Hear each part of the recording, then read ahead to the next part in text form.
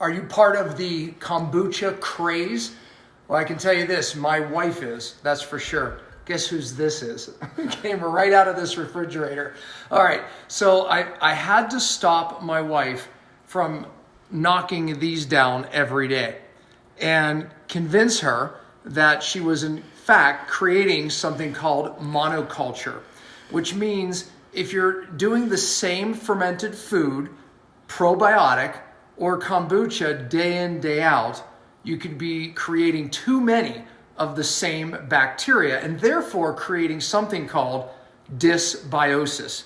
All that means is too many of one strain, whether it's good or bad. Too many good is not good either. Too many bad is not good. Fact is we need diversity. As a matter of fact, out of all the testing now that we're doing in for the microbiome, we've really only learned one thing for sure.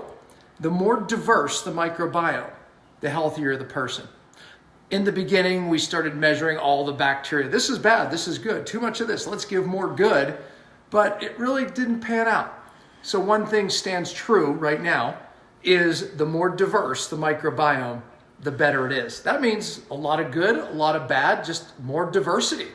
The problem with taking the same drink or fermented product again and again, day in, day out, you actually can screw up your diversity.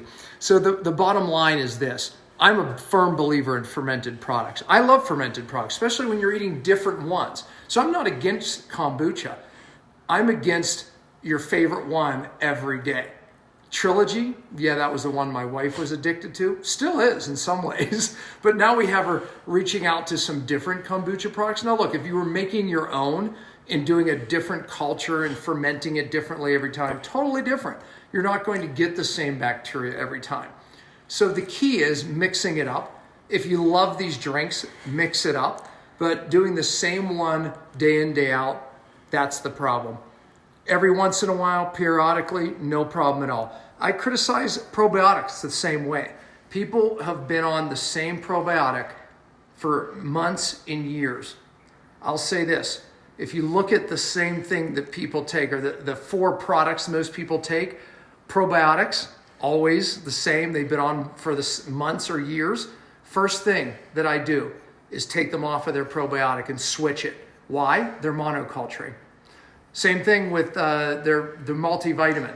Typically they've been on the same multivitamin, take them off it. Vitamin D, typically they're taking a vitamin D without K2. Take it off, take them off their vitamin D and put them on one with other fat solubles because they're creating functional deficiencies. Okay, you get the point. There's mistakes that we make, and these fermented products are taking the same bacteria, are the same mistakes a lot of people make for the gut. So fact is this could be causing a gut problem.